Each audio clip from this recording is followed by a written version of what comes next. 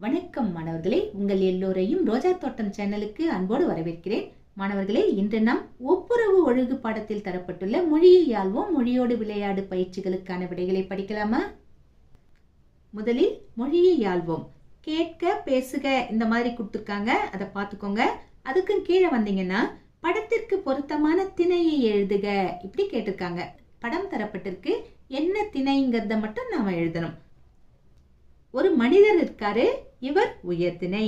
அடுத்தது ஒரு மாடு இருக்கு, இது அக்ரிணை. அடுத்தது ஒரு பெண்மணி இருக்காங்க, இவங்க உயர்திணை.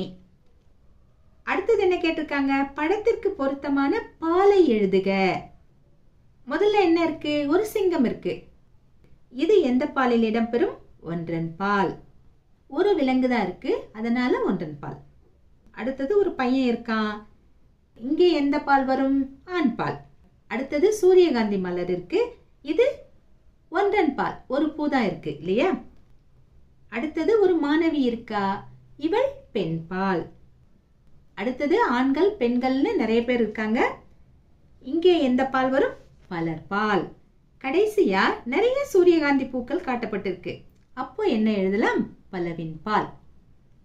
அடுத்தது என்ன கேட்டிருக்காங்க? கட்டுரை எழுதுக. தலைப்பு ஒற்றுமையில் உயர்வு. கட்டுரை எழுதணும்னா முதல்ல முன்னுரை எழுதணும், கடைசியில முடிவுரை எழுதணும். முன்னுரைக்கும் முடிவுரைக்கும் இடையில பொருத்தமான பல தலைப்புகளை இட்டு நாம எழுதணும். இது நமக்கு தெரிஞ்சதுதான் இல்லையா? முயற்சி செய்யலாமா? முன்னுரை. தனிமரம் தோப்பாகாது, ஒன்றுபட்டால் உண்டு வாழ்வு, கூடி வாழ்ந்தால் கோடி நன்மை, ஊரோடு ஒத்துவாழ் போன்ற பழமொழிகளை நாம் அடிக்கடி கேட்பதுண்டு. இவை நமக்கு உணர்த்துவது என்ன? ஒற்றுமையே உயர்வு என்பதைத்தானே. இதனை பற்றி இக்கட்டுரையில் காண்போம். அடுத்த தலைப்பு ஒற்றுமையின் அவசியம். ஒரு மனிதன் தனியாக இருக்கும்போது பல சமயம் பலவீனமாக உணர்கிறான். ஆனால் சமூகத்தோடு நண்பர்களோடு சேர்ந்து வாழும்போது பலமானவனாக மாறுகிறான். ஏனெனில் ஒற்றுமைக்கு சக்தி அதிகம். அடுத்த தலைப்பு சாதனை படைத்தல். தனியாக செய்யும் போது மலை போல் தோன்றும் பல வேலைகள் பலரோடு சேர்ந்து செய்யும் போது பனி போல் தெரிவதுண்டு. ஊராக இருந்தாலும் நாடாக இருந்தாலும் உலகாக இருந்தாலும் ஒற்றுமையாக இருந்தால் மட்டுமே சாதிக்க முடியும். அடுத்த தலைப்பு வேற்றுமையின் ஒற்றுமை. நமது நாட்டில் பல்வேறு மதம், மொழி, இனம் என இருந்தாலும் அவை அனைத்தையும் தாண்டி நாட்டுப்பற்றோடு ஒற்றுமையாக இருப்பதால் தான் உலக அரங்கில் நம்மால் தலை நிமிர்ந்து நிற்க முடிகிறது. அடுத்த தலைப்பு ஒற்றுமையின் சிறப்பு. யாதும் ஊரே யாவரும் கேளீர் என்று புறநானூற்று பாடலில் கணியன் பூங்குன்றனார் பாடுகிறார். உலக ஒற்றுமையை இதைவிட சுருக்கமாக எவராலும் கூற முடியாது. ஒருவரை ஒருவர் புரிந்து கொண்டு ஒற்றுமையாக வாழும்போது இந்த பூமி மட்டுமல்ல, அந்த வானமும் வசப்படும். அடுத்த தலைப்பு ஒற்றுமையின் முக்கியத்துவம். ஒன்றுபட்டால் உண்டு வாழ்வு, நம்மில் ஒற்றுமை நீங்கிடில் அனைவருக்கும் தாழ்வு என்று பாடுகிறார் பாரதியார். நமது நாடு சிறிய சிறிய அரசுகளாக பிளவுபட்டு கிடந்த போதுதான் அந்நியர்கள் உள்ளே நுழைந்தனர். அதனால் ஏற்பட்ட அவலங்கள் நாம் அறிந்ததே.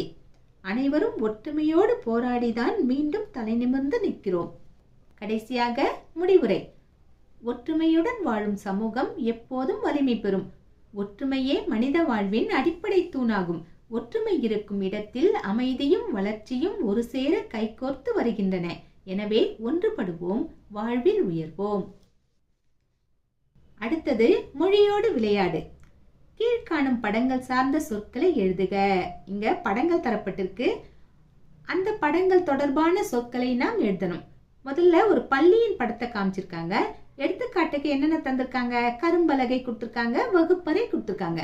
இதே மாதிரி நாம வேறு சிலவற்றை எழுதணும். முயற்சி செய்யலாமா? மேசைகள், நாற்காலிகள், அறிவிப்பு பலகை, விளையாட்டு மைதானம், மணி, மணினா ஸ்கூல் பெல், சரிங்களா? மணி, கொடிமரம், செடிகள், மரங்கள், நூலகம், ஆய்வகம், சமையற்கூடம், கழிவறை, குப்பை தொட்டி. அடுத்த படம் என்ன கொடுத்திருக்காங்க? ஒரு பூங்காவை காமிச்சிருக்காங்க. குழந்தைகள் விளையாடக்கூடிய இடத்தை காமிச்சிருக்காங்க. எடுத்துக்காட்டுக்கு அவங்க என்னென்ன கொடுத்திருக்காங்க? மரம் கொடுத்திருக்காங்க, நடைபாதை கொடுத்திருக்காங்க.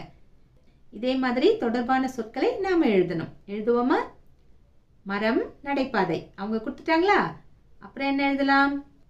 இருக்கை, செடிகள், சாய்தளம், ஊசலாட்ட பலகை, ஏணி, மணற்பரப்பு, குடிநீர் குழாய், குப்பை தொட்டி, விளக்கு கம்பம், சுற்றுச்சுவர். கடைசியா என்ன பயிற்சி தரப்பட்டிருக்கு? கீழ்காணும் சொற்களை பெயர் சொல்லாகவும் வினைச்சொல்லாகவும் பயன்படுத்தி தொடர்கள் உருவாக்குக. அடைப்புக்குறிக்குள்ள எந்தெந்த சொற்கள் தரப்பட்டிருக்கு? விதை, கட்டு, படி, நிலவு, நாடு, ஆடு இதெல்லாம் கொடுத்துருக்காங்களா? எடுத்துக்காட்டுக்கு விதை கொடுத்துருக்காங்க பாருங்க. விதைக்கு என்ன கொடுத்துருக்காங்க? விதைனல் வாங்கினால். இதில் விதை என்பது பெயர் சொல். இன்னொரு வாக்கியம் எப்படி தரப்பட்டிருக்கு? சோளம் விதைத்தான். இங்கே விதைத்தான்ல வர விதை என்பது வினைச்சொல். மற்ற சொற்களுக்கும் இதே மாதிரி நாம எழுதணும். முயற்சி செய்யலாமா? அடுத்த சொல் என்ன? கட்டு. கீரை கட்டு வாங்கினான். இந்த இடத்துல கீரை கட்டு என்பது பெயர் சொல். அழகான வீட்டை கட்டினான். கட்டினான். இங்கே வரும் கட்டு என்பது வினைச்சொல். அடுத்தது படி. படிகளில் உட்காராதீர்கள். இந்த இடத்துல படி என்பது பெயர் சொல். நான் போட்டித் தேர்வுக்கு படிக்கிறேன். படிக்கிறேன் என்பது வினைச்சொல். அடுத்தது நிலவு. நிலவு வெளிச்சத்தில் வானம் அழகாக இருந்தது. இங்கே நிலவு என்பது பெயர் சொல். எங்கள் நாட்டில் அமைதியும் ஒற்றுமையும் நிலவுகிறது. நிலவுகிறது என்பது வினைச்சொல். அடுத்தது நாடு. நாடு முன்னேற நாம் நமது கடமையை செவ்வனே செய்ய வேண்டும். இங்கே நாடு என்பது பெயர் சொல். அவசர தேவைக்கு நண்பனின் உதவியை நாடினேன். இங்கே நாடினேன் என்பது வினைச்சொல். கடைசியாக ஆடு. ஆடு இலைகளை தின்றது. இங்கே ஆடு என்பது பெயர் சொல்.